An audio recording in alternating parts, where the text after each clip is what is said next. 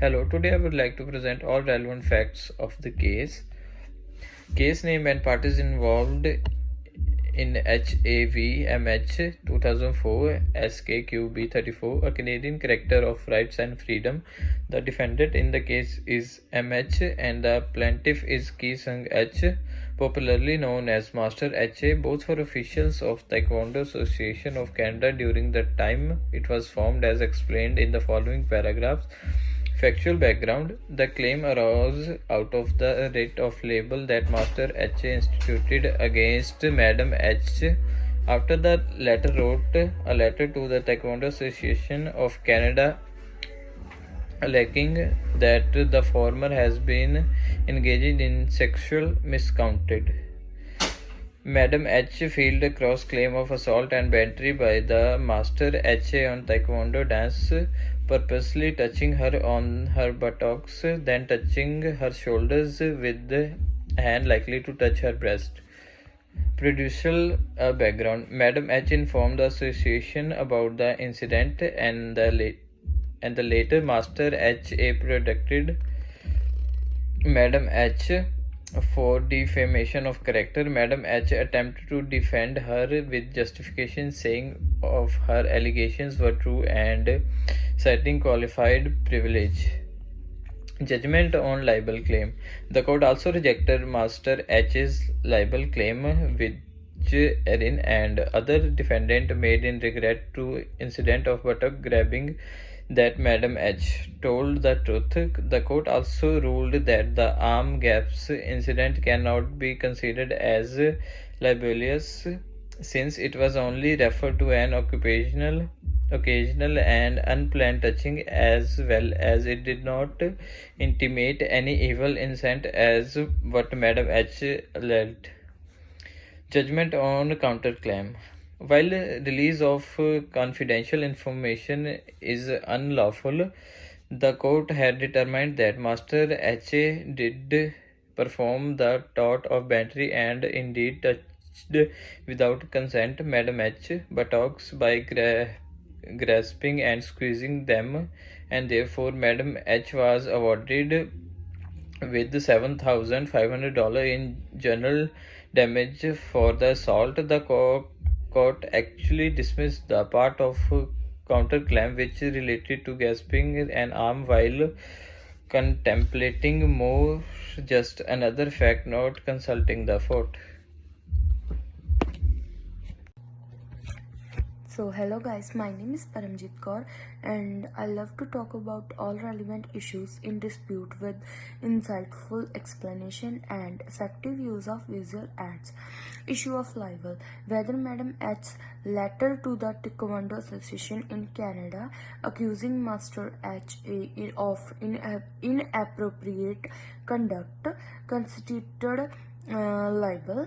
The key points were: did the letter contain false statements? Did it harm Master H's reputation?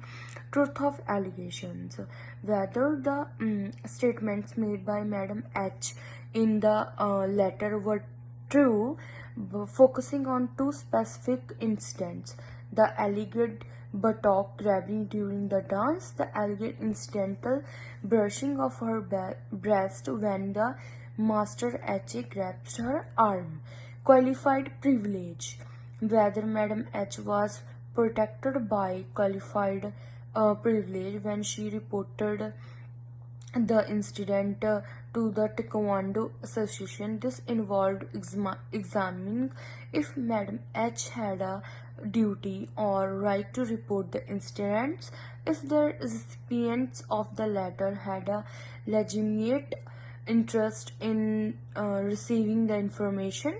Assault and battery counterclaim: whether Master HA committed assault and battery against Madam H, focusing on the intentionality of Master HA's action during dance, the nature and impact of the contact on Madam H. So damage: the appropriate compensation for Madam H if her claims of assault and battery were upheld. This involved assessing the harm and distress caused by Master H's actions, determining the amount of general damages in the awarded for the battery incident. Hello, my name is Mandeep Kaur. Today I'm going to talk about rule of law applied in that case. The first one is libel. It is a defamatory statement in a permanent form which stands to damage of reputation of the person who is complaining in the view of right thinking members of society, subjecting them to dislike or shame. The second one is truth, means justification. If the charges are largely accurate, the defendant is safe from legal action. The court concluded that Madam H was truthful when she described the incident of her abdominal graph.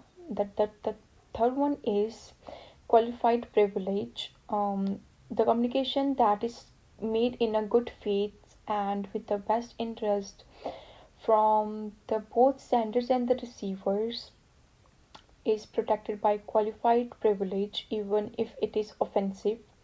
It is applicable in situation where the sender has an responsibility or interest in communicated and the receiver has an interest in receiving it as well.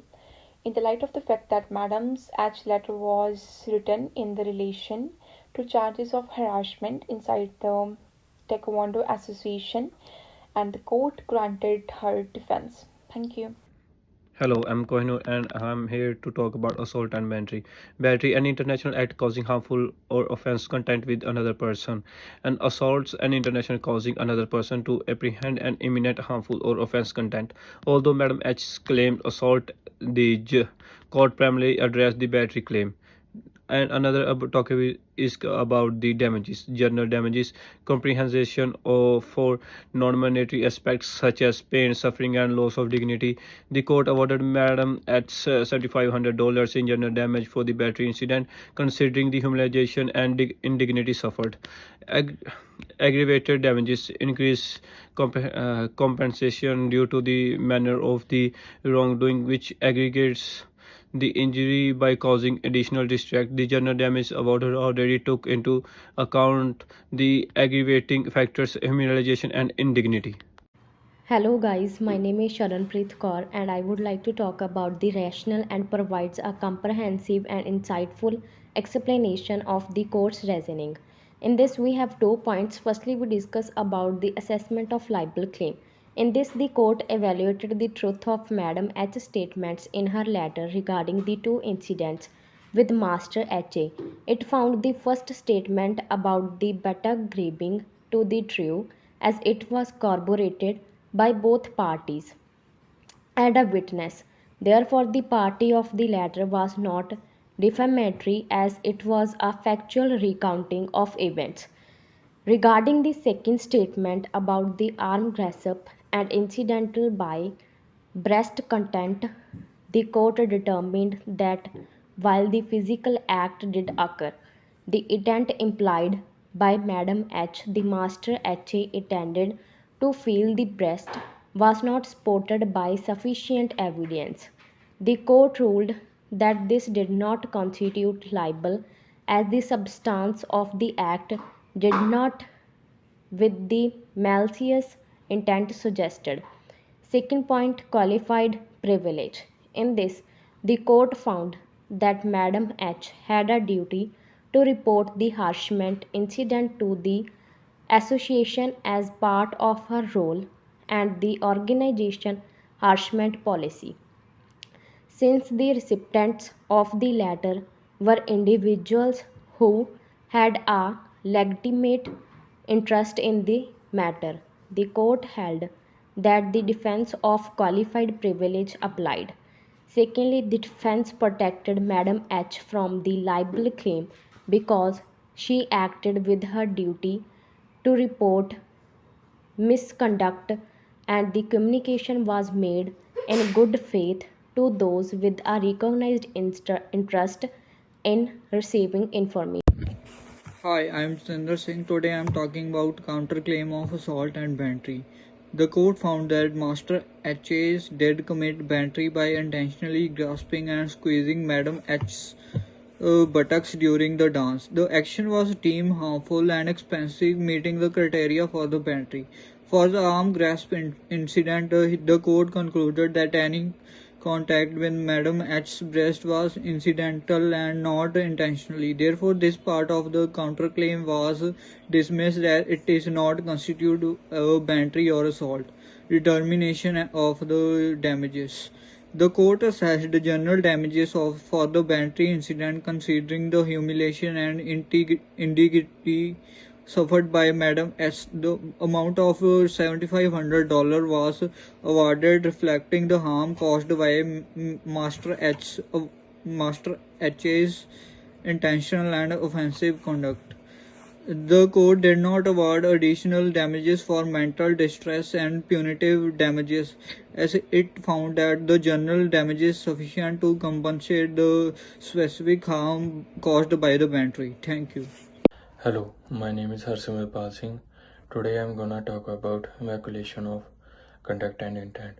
The court considered the context of the incident, including Master H's consumption of alcohol and the professional relationship between the parties.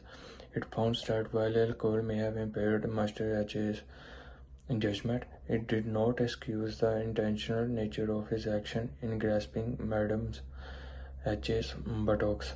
Secondly, the court also recognized Madam H's efforts to report the incident according to the organization's policies, reinforcing her credibility and the validity of her complaints.